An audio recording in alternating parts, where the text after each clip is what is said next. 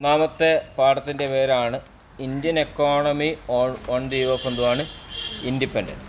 എന്തോ ഇൻഡിപെൻഡൻസ് എന്ന് പറഞ്ഞാൽ പെട്ടെന്ന് പറ. സ്വാതന്ത്ര്യം. അപ്പോൾ സ്വാതന്ത്ര്യം കിട്ടുന്നതിന് മുമ്പുള്ള നമ്മുടെ രാജ്യത്തിൻ്റെ അവസ്ഥ നമ്മൾ പഠിക്കാൻ പോകുന്നത് Indian economy on the eve of എന്തുവാണ് ഇൻഡിപെൻഡൻസ്. ഇപ്പം സ്വാതന്ത്ര്യത്തിന് മുമ്പ് നമ്മൾ കൊളോണിയൽ റൂളിലൂടെയാണ് കടന്നു പോയിക്കൊണ്ടിരുന്നത്. എന്തോ കൊളോണിയൽ റൂൾ എന്തോ കൊളോണിയൽ റൂൾ കേട്ടിട്ടില്ലേ? 1947 സ്വാതന്ത്ര്യം കിട്ടിയത്. അതിനു മുമ്പ് നമ്മുടെ രാജ്യം ആരാണ് ഭരിച്ചുകൊണ്ടിരുന്നത്? പറഞ്ഞടേ, ആരാ? ബ്രിട്ടീഷ്. ആരാ? ആ ബ്രിട്ടീഷ് ഭരിച്ചുകൊണ്ടിരുന്ന ആ കാലഘട്ടത്തെ വിളിക്കുന്നവരാ കൊളോണിയൽ റൂൾ. എന്തുവാ? കൊളോണിയൽ, കമ്പനി വൽക്കരണം എന്നൊക്കെ പറയും. ഓക്കെ, ഇപ്പോൾ ബ്രിട്ടീഷുകാർ ആ ഭരിച്ചിരുന്ന ആ കാലഘട്ടത്തെ വിളിച്ച പേരോ എന്തുവാ? Colonial rule. അപ്പോൾ ആ കാലഘട്ടത്തിൽ നമ്മുടെ എക്കണോമിക് ഡെവലപ്മെൻറ്റ് വളരെ മോശമായി. എന്ത് മോശമായിരുന്നു?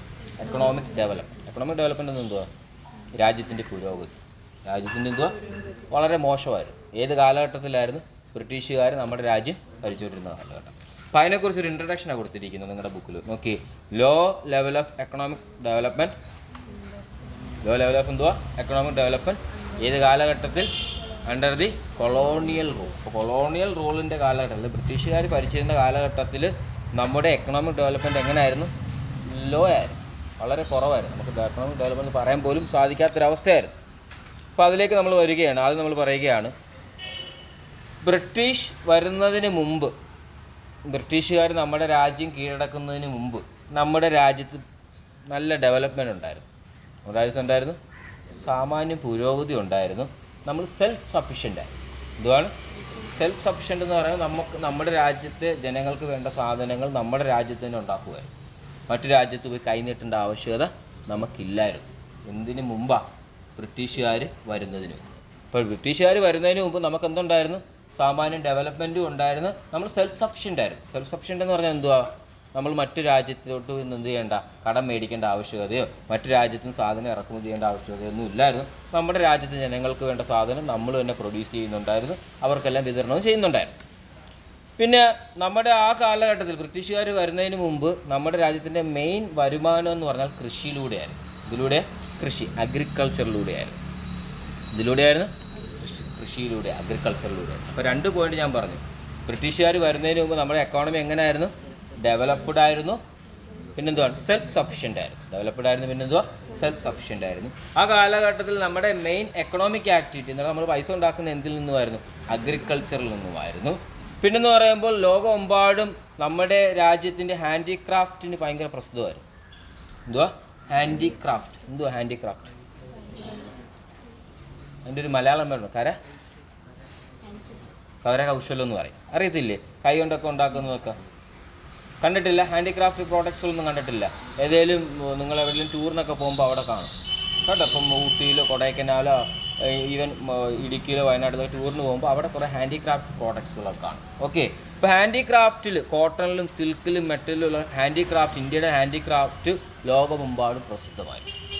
ഇത് ഏത് കാലഘട്ടത്തിനെ കുറിച്ചാണ് പറയുന്നത്? ബ്രിട്ടീഷുകാർ വരുന്നതിന് തൊട്ട് മുമ്പുള്ള സമയമായി പറയുന്നത്. ഓക്കെ, അപ്പോൾ എന്തൊക്കെ പറഞ്ഞു? ഇവർ വരുന്നതിന് മുമ്പ് നമ്മളെങ്ങനെയായിരുന്നു? ഡെവലപ്ഡ് ആയിരുന്നു, സെൽഫ് സഫിഷ്യൻ്റ് ആയിരുന്നു. നമ്മുടെ മെയിൻ വരുമാനം എന്തിൽ നിന്നായിരുന്നു? അഗ്രികൾച്ചറിൽ നിന്നായിരുന്നു. പിന്നെ നമ്മൾ മറ്റു രാജ്യം, വേൾഡ് മുഴുവൻ ഫേമസ് ആയിരുന്നു എന്തിൻ്റെ കാര്യത്തിലാണ്? ഹാൻഡിക്രാഫ്റ്റിൻ. എവിടെയൊക്കെയാണ്? Cotton, silk, metal.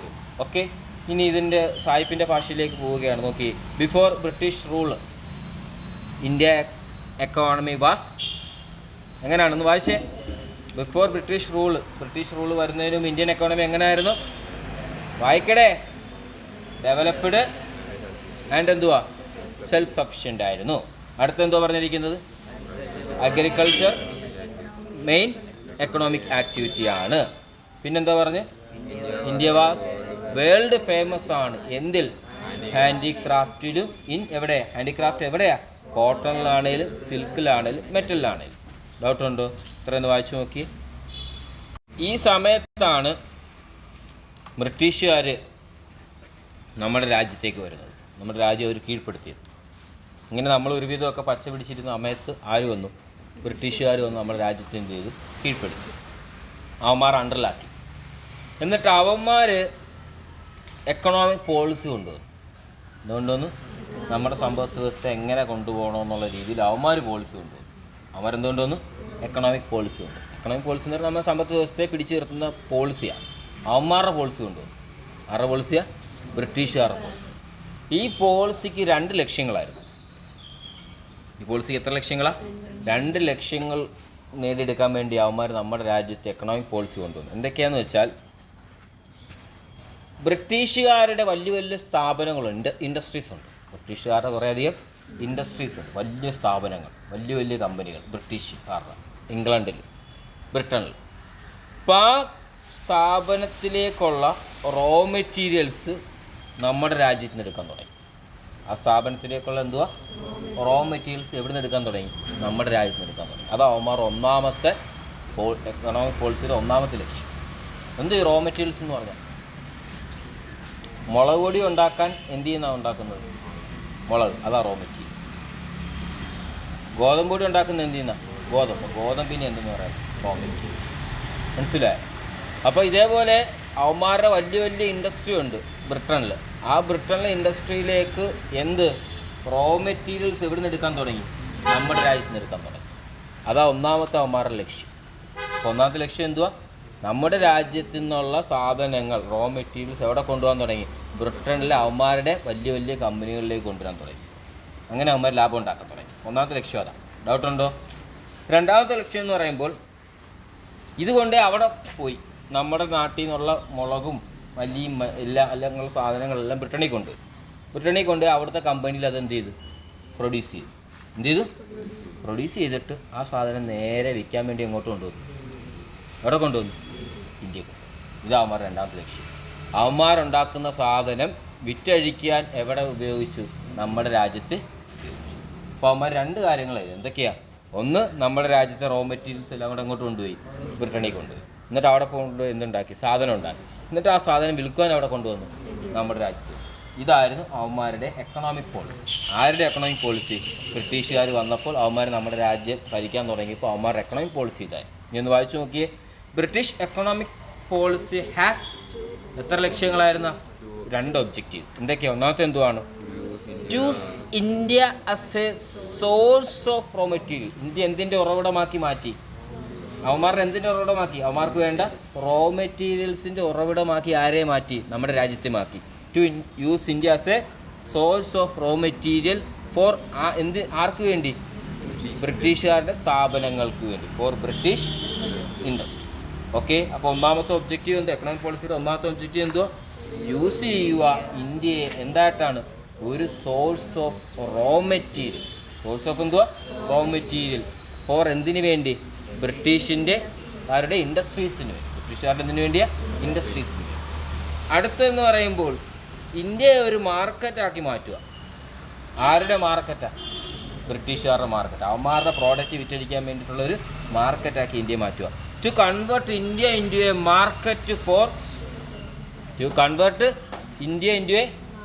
Market for finished product. എവിടെ പ്രൊഡ്യൂസ് ചെയ്ത്? ബ്രിട്ടനിൽ. ഇവിടെ പ്രൊഡ്യൂസ് ചെയ്ത് ബ്രിട്ടനിൽ. ഡൗട്ടുണ്ടോ? ഇപ്പോൾ നമ്മൾ എന്തൊക്കെ പഠിച്ചു? ആദ്യം പറഞ്ഞു, ബ്രിട്ടീഷുകാർ വരുന്നതിന് മുമ്പ് നമ്മുടെ എക്കോണമി ഡെവലപ്ഡ് ആയിരുന്നു, സെൽഫ് സഫിഷ്യൻ്റ് ആയിരുന്നു, അഗ്രികൾച്ചർ ആയിരുന്നു നമ്മുടെ എക്കണോമിക് ആക്ടിവിറ്റി. പിന്നെ ഇന്ത്യ വേൾഡ് ഫേമസ് ആയിരുന്നു ഹാൻഡിക്രാഫ്റ്റിന്. എവിടെയൊക്കെയാണ്? Cotton, silk, metal. എന്നിട്ട് നമ്മൾ പറഞ്ഞു ബ്രിട്ടീഷ് എക്കണോമിക് പോളിസി അവന്മാർ വന്നപ്പോൾ ഒരു പോളിസി കൊണ്ടുവന്നു. ആ പോളിസിക്ക് 2 ഒബ്ജക്റ്റീവാണ് ഉണ്ടായിരുന്നത്. എന്തൊക്കെയാണ്? ഇന്ത്യയെ യൂസ് ചെയ്യുക. ഇന്ത്യയെ എന്തായിട്ടാണ്? Source of raw material for British industries. പിന്നെന്താ? ഇത് കൺവേർട്ട് ചെയ്ത് ഇന്ത്യ എന്തായിട്ട്? ഒരു മാർക്കറ്റായിട്ട്. എന്തിനു വേണ്ടിയാണ്? For finished product produced in Britain. ഇത് വന്നപ്പോഴത്തേക്ക് നമ്മുടെ രാജ്യത്തെ കച്ചവടത്തെ എല്ലാം ബാധിച്ചു. കാര്യം എന്താ? ഇവിടുന്ന് സാധനങ്ങൾ അവന്മാർ അവിടെ കൊണ്ടുപോയി. ഇപ്പോൾ ഇവിടെ സാധനം വല്ലതും ഉണ്ട്? ഇവിടുത്തെ റോ മെറ്റീരിയൽസ് എല്ലാം കൂടെ അങ്ങോട്ട് കൊണ്ടുപോയി ബ്രിട്ടനിൽ കൊണ്ടുപോയി. എന്നിട്ട് അവിടെ കൊണ്ടുപോയി എന്ത് ചെയ്ത്? സാധനമാക്കി ഇവിടെ കൊണ്ട് വിറ്റു. അപ്പോൾ ഇവിടുത്തെ ആൾക്കാരെന്ത് ചെയ്യും? ഇവിടുത്തെ സ്ഥാപനം, ഇവിടുത്തെ ഇൻഡസ്ട്രി ഇല്ലേ? അപ്പോൾ ഇവിടുത്തെ ഇൻഡസ്ട്രിക്ക് എന്തില്ല? റോ മെറ്റീരിയൽസ് ഇല്ല. എന്തില്ല? റോ മെറ്റീരിയൽസ് ഇല്ല. ആരും ഉണ്ട്? ബ്രിട്ടീഷുകാരും ഉണ്ട്. ബ്രിട്ടീഷുകാർ എവിടെ കൊണ്ടുപോയി? ബ്രിട്ടനിൽ കൊണ്ടുപോയി. എന്നിട്ട് അവന്മാർ സാധനം ഉണ്ടാക്കി. എന്നിട്ട് അവന്മാർ എവിടെ കൊണ്ടുവിറ്റ്?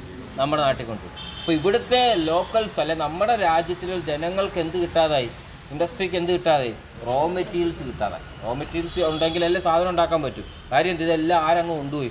ബ്രിട്ടീഷുകാർ ബ്രിട്ടനിൽ കൊണ്ടുപോയി. അപ്പോൾ ഇത് നമ്മുടെ രാജ്യത്തെ ഇൻഡസ്ട്രിയെ തകിടം പറിച്ചു, നശിപ്പിച്ചു. അതാ പറയുന്നത് ഇറ്റ് ഡിസ്ട്രോയ് ഇന്ത്യയുടെ കോട്ടേജ് ഇൻഡസ്ട്രി. ഇതെന്തിലേക്ക് നയിച്ചു? നമ്മുടെ എക്കോണമിയെ സ്റ്റാഗ്നേഷനിലേക്ക് നയിച്ചു. എന്തുവാ സ്റ്റാഗ്നേഷൻ? സ്റ്റാഗ്നേഷൻ എന്ന് പറയും എന്തുവാ? നാശത്തിലേക്ക് നയിച്ചു. നമ്മുടെ എക്കോണമി എന്തിലേക്ക് നയിച്ചു? നാശത്തിലേക്ക് നയിച്ചു. അതാ പറയുന്നത് it leads to stagnation of എന്തുവാ? Indian economy. ഈ ഇടയ്ക്ക് നമ്മളൊരു സ്റ്റാഗ്നേഷനിലൂടെ കടന്നുപോയായിരുന്നു നമ്മുടെ രാജ്യം. എപ്പോഴാന്ന് പറയാം? നമ്മുടെ രാജ്യത്തെ ഇൻഡസ്ട്രി ഒരു തരത്തിലല്ല മറ്റൊരു തരത്തിലൊരു സ്റ്റാഗ്നേഷനിലൂടെ കടന്നുപോയൊരു കാലഘട്ടം ഉണ്ടായിരുന്നു. റീസെൻ്റായിട്ട് കോവിഡ് വന്നു. എന്തുവാ? കോവിഡ് 2019 കോവിഡ് വന്നപ്പം നമ്മുടെ സ്ഥാപനങ്ങളിൽ അടച്ചിട്ടേണ്ടി വന്നു. കുറേ യൂണിറ്റുകളൊക്കെ പൂട്ടിപ്പോയി. അപ്പം നമ്മുടെ എക്കോണമി എന്തിലേക്ക് പോയി? സ്റ്റാഗ്നേഷനിലോട്ട് പോയി. പക്ഷേ ആരുടെയിൽ എന്തില്ല? പൈസ ഇല്ലാത്ത ഒരു കാലഘട്ടമായിരുന്നു. ഗവൺമെൻറ് ഉദ്യോഗസ്ഥരുടെ കയ്യിൽ മാത്രമേ എന്തുണ്ടായിരുന്നുള്ളൂ? പൈസ ഉണ്ടായിരുന്നു. ബാക്കിയുള്ള പബ്ലിക്കിൻ്റെ കയ്യിലാണേലും കച്ചവടക്കാരുടെല്ലാം പൈസ ഇല്ലാത്ത അവസ്ഥയായിരുന്നു. കുറേ സ്ഥാപനങ്ങൾ പൂട്ടിക്കെട്ടി പോവുകയും ചെയ്തു. അതും ഒരു സ്റ്റാഗ്നേഷൻ തന്നെ. ഓക്കെ, അപ്പോൾ നമ്മുടെ എക്കോണമി നശിച്ചു പോകുന്ന അവസ്ഥയാണെന്ന് പറയുന്നത് സ്റ്റാഗ്നേഷൻ എന്ന് പറയുന്നത്. എന്താണ് സ്റ്റാഗ്നേഷൻ? അപ്പം നോക്കിയേ, ഇറ്റ് ഡിസ്ട്രോയ്. ഏത് ഡിസ്ട്രോയ് ചെയ്തു? ഈ രണ്ട് എക്കണോമിക് പോളിസി എന്ത് ഡിസ്ട്രോയ് ചെയ്തു? ഇന്ത്യയുടെ കോട്ടേജ് ഇൻഡസ്ട്രിയെ നശിപ്പിക്കുകയും ഇതെന്തിലേക്ക് നയിച്ചു? It leads to stagnation of നമ്മുടെ രാജ്യത്തിൻ്റെ എക്കോണമി. ഡൗട്ടുണ്ടോ? അപ്പം നമ്മുടെ ടോപ്പിക് എന്തുവാണ്? Low level of economic development under colonial rule. Colonial റൂളിലെ എക്കണോമിക് ഡെവലപ്മെൻറ്റിനെ കുറിച്ചാണ് നമ്മൾ പഠിക്കുന്നത്. ആ സമയത്ത് എക്കണോമിക് ഡെവലപ്മെൻറ്റ് ഉണ്ടോയെന്ന് ചോദിച്ചാൽ ഇല്ല. അപ്പോൾ നമ്മൾ ആദ്യം പറഞ്ഞു ഇവർ വരുന്നതിന് മുമ്പ് ഇന്ത്യൻ എക്കോണമി നല്ലതായിരുന്നു, സെൽഫ് സഫിഷ്യൻ്റ് ആയിരുന്നു. അഗ്രികൾച്ചറിലൂടെ കുറേ വരുമാനങ്ങളൊക്കെ കിട്ടി. ഇന്ത്യയുടെ ഹാൻഡിക്രാഫ്റ്റ് കോട്ടണിലും സിൽക്കിലും മെറ്റലിലും എല്ലാം വേൾഡ് ഫേമസ് ആയിരുന്നു. എന്നിട്ട് ഇവന്മാർ വന്നിട്ട് ഇവന്മാരുടെ എക്കണോമിക് പോളിസിക്ക് 2 ലക്ഷ്യങ്ങളായിരുന്നു. എന്തൊക്കെയാണ്? ഇന്ത്യ എന്താക്കി മാറ്റുക? Source of raw material. ആർക്ക് വേണ്ടി? ബ്രിട്ടീഷ് ഇൻഡസ്ട്രിക്ക്. രണ്ടാമത് പറഞ്ഞത് കൺവേർട്ട് ചെയ്യുക ഇന്ത്യയെ എന്തായിട്ട്? ഒരു മാർക്കറ്റായിട്ട്. ആരുടെ പ്രോഡക്റ്റിന് വേണ്ടിയാണ്? ഇവന്മാരുടെ പ്രോഡക്റ്റിന് വേണ്ടി. ഇതെന്തിലേക്ക് നയിച്ചു? നമ്മുടെ കോട്ടേജ് ഇൻഡസ്ട്രി ഡിസ്ട്രോയ് ചെയ്യുകയും ഇതെന്തിലേക്ക് വന്നു? ലീഡ്സ് ടു സ്റ്റാഗ്നേഷൻ ഓഫ് എന്തുവാണ്? Indian economy. ഒന്ന് വായിച്ചു നോക്കിയേ.